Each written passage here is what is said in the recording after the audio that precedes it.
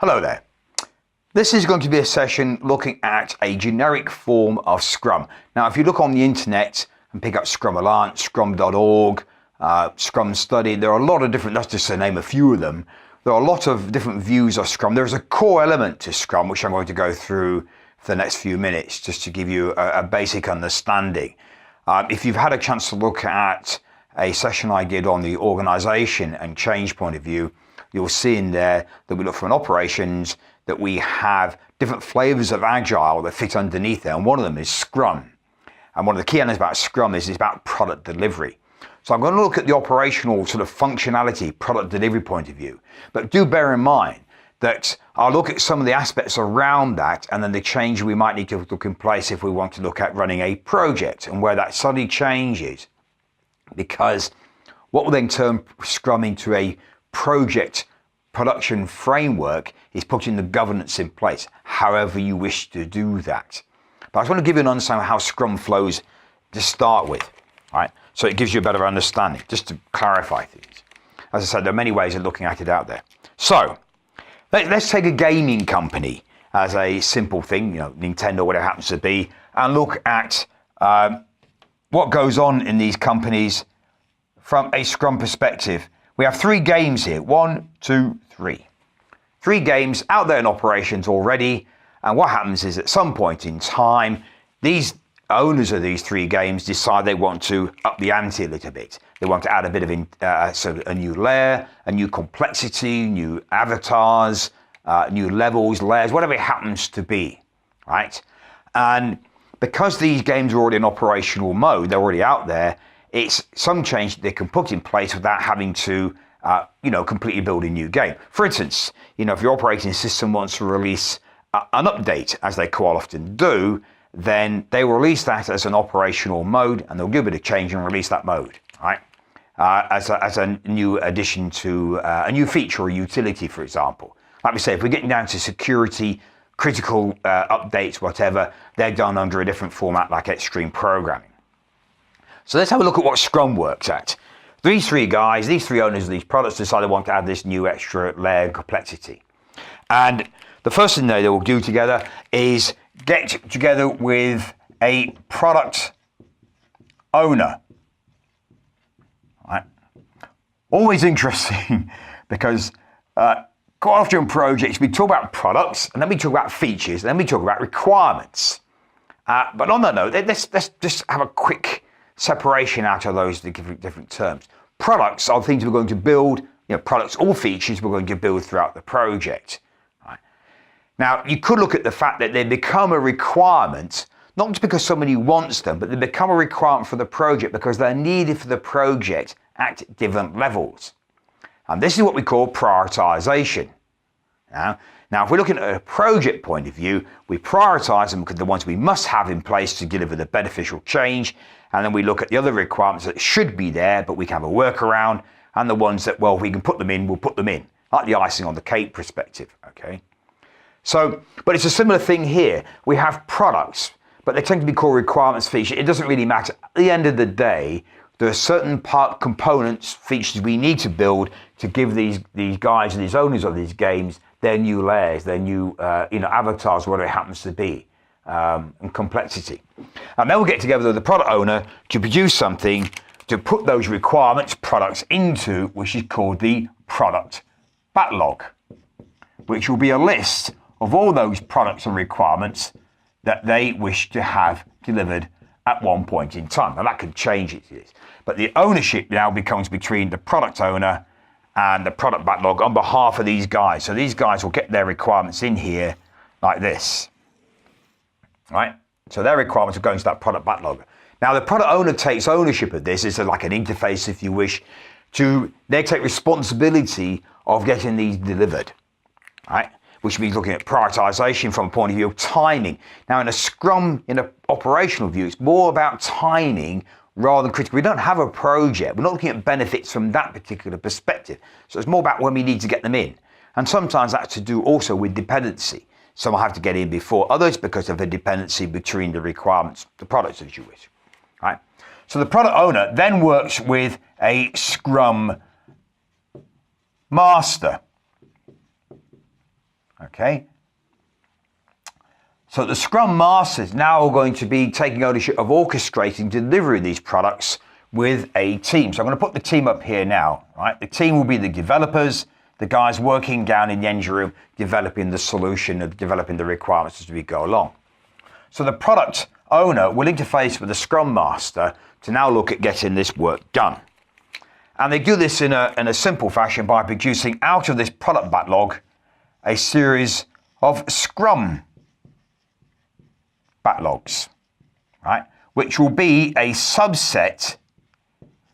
So I've got 100 requirements in here, might have 10 of those going in here, be a subset of those in this backlog that I wish to produce in a time box, which Scrum calls a sprint. Right? So they control the delivery through something called a sprint. We'll have a look at that in more detail in a moment. So we take some of those elements in here from a timing, linkage, dependency point of view and run them through a Scrum backlog. And then we take those into the development process, right? Which they call a sprint. Scrum calls this a sprint, right? Which can anything between 2, 3, or 4 weeks, usually, right? It's a fixed length, 2, 3, or 4 weeks. Can go longer if you wish. Most organizations tend to work on, 10 or 20 days. We'll talk about that in a moment. So they call that a sprint, which effectively is a time box. A time box to run the work. So that sprint backlog goes in here, and then the team work through the sprint time box to produce the requirements. Build the requirements through. The key technique here is called, obviously, iterative development. We're going to iterate the solution, let's build it a bit at a time. Iterative development. We'll talk about that in more detail. So take the requirements and build it as we go through. So we're building one piece of it, get it checked, make sure it works all right, build a bit more, build a bit more. Now, how much business involvement you want depends. In an operational environment, there probably isn't that much business involvement. They talk back to the Scrum Master. If there are any concerns, go back to the product owner. In a project, that's quite different. We want the business much more involved to make sure as the solution goes forward, it is going in the right direction. Because here we're looking at an overall objective achievement to deliver a beneficial change. Right? So the sprints are run in a sequence to run the backlog until they've delivered all the work. So each sprint is fixed in time. So I'll write that down here. A sprint is a fixed length. As I said, either 10, 20, or 30 days, depending on how they want to work. Sometimes, a bit more than that if you wish. Right? So therefore, if that's fitted, what we're actually doing is we're fitting the requirements. So we fit the requirements to the sprint. Let's do that in red so we know the difference. We fit the requirements we have here, the features, the objects we're going to build, fit the requirements to the sprint. Right? So Scrum uses things like velocity, story points to understand how long the time box is from a story point of view. They'll put some effort behind those requirements. So sometimes there's a linkage between the estimated efforts and the story points to know what they can fit into a time box. Because the other part of that is saying, right, okay, I've got some teams that are more experienced or the solution is more understood. And therefore, there's something called velocity from a team point of view that allows us to say, well, actually, if that team's a little more experienced, understands the solution better, or they've worked better as a team, then they are able to do more work than the team that isn't quite so experienced. This is not to use that as a comparison point of view. It's more to help us how we fit the requirements and how many requirements we can fit into a particular sprint, the time box, right? And therefore, we'll develop those and build through the time box. So they need to understand about time box planning. We are needed to understand about the estimations, do the work, how we define what is done, what is not done, because sometimes we might not be able to complete some work for all sorts of reasons. So we've got to work out what doesn't get completed goes back into the product backlog and therefore subsequently get added to another sprint backlog, hopefully, and therefore completed further down the time frame. All right. So by time frame, let's have a look at this. If I've got a series of requirements, I need to build them through a series of sprints. So the focus from the team and the Scrum Master really is to look at getting the work done in a sprint. What can we complete, not completed, handing those requirements over, and then getting on to the next sprint and planning what's in there from a backlog. And that keeps going until we've got the work done. Okay, so we have after each sprint retrospectives. So these are some of the events that to go on, the artifacts of the backlogs, and obviously we got the team structure to help us do that. So a couple of things to think about. Firstly, the sprints are fixed length. We fit the requirements to the sprints. There is a sequence of events and each one has its own release dates. That's why the other reason why they like fixed lengths. They understand the release date so we can get people to time. They have to fit in sometimes with operational release dates. We used to have to do a lot of that in the banking world. That in the banks, there are only certain days we can do, rollouts and releases of changes within the bank environment. So we need to time our releases to do that. And therefore we will develop stuff and release those as we go along, right? And that helps you to control that too, okay? So then we run the sprints, run the requirements and build them. Any issues, we go back to the product owner who handles all that with the Scrum Master and works with the team to run through that until all the work is complete.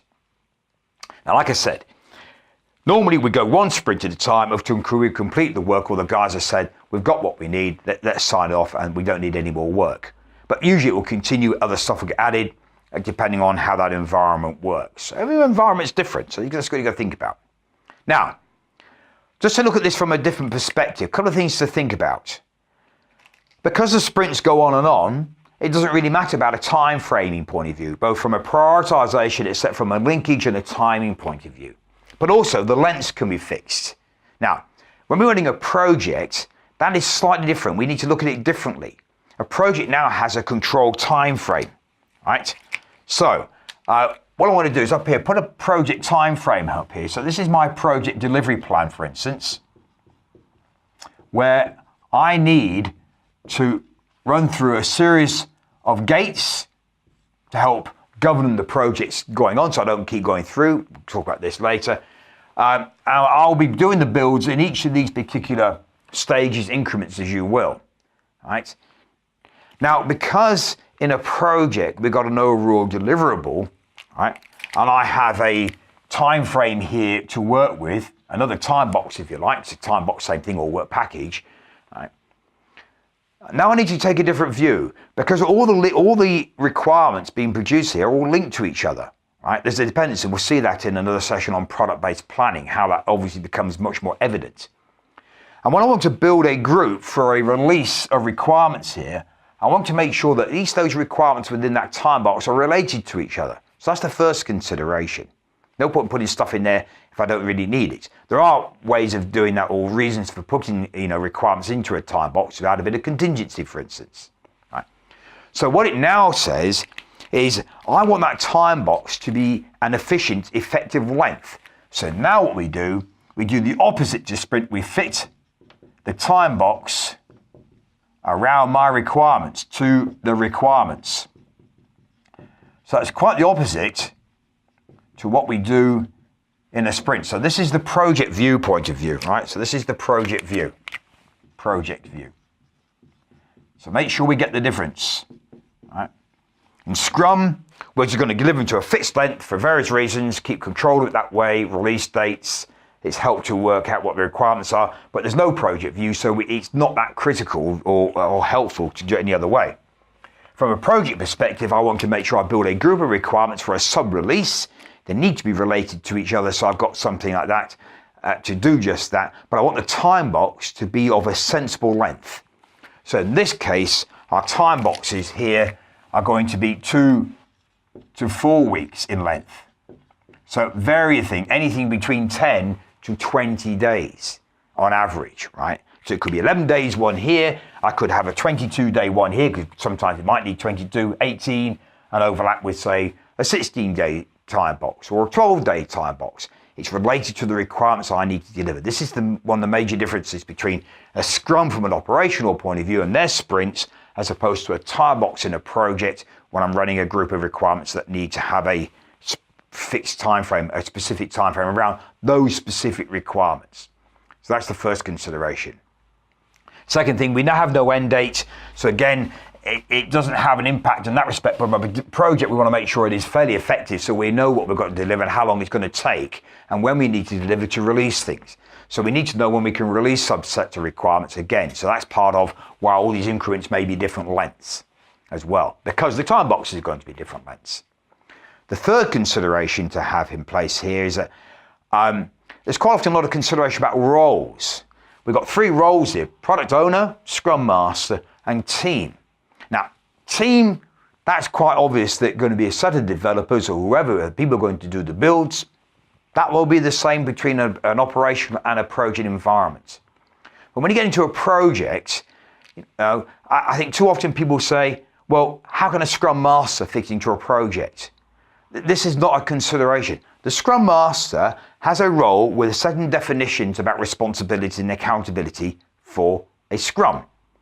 What is important is the attributes and the skills of that person filling that role. The title is related to Scrum. So you don't take Scrum Master and how can that fit into a project. That isn't what is important. What you're looking at is the person filling that role. Do they have the capabilities, the responsibilities, and the attributes, and understanding, the experience to run a project? Because running a project is different from a project manager's point of view to a Scrum Master running a team within a Scrum environment. Right? So it's not the role title that's important, it's the skill of the person in that role. Can they fit the project environment? So quite often we try to take them across. I personally think this is not a good idea. Just look at the person, the same with the product owner. Right? Where does the product owner fit in a project? Well, the product owner doesn't as a role. It has certain responsibilities from a Scrum point of view. Projects, we either have the business owners, we have business visions, if you like, or senior users, whatever it happens to be. It doesn't matter, super users, all these different roles. The role title is not so important. It's what that role title represents. And that's what is important about responsibility and accountability. In a project, it is different to here, right?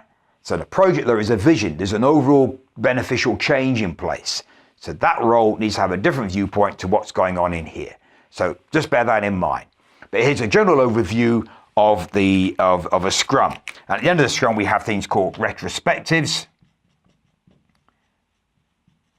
In particular, really, they're more about lessons learned, look at how the Scrum has gone and how it relates to that particular sprint and have a knock-on effect. We have a similar thing when we look at a bit more about this particular approach in another session.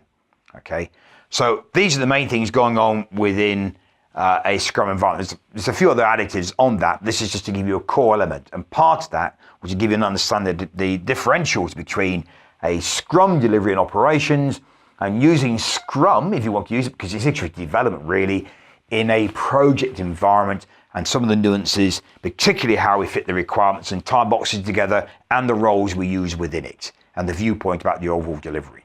So I hope that's cleared up a few points, at least giving you some food for thought about that environment as well.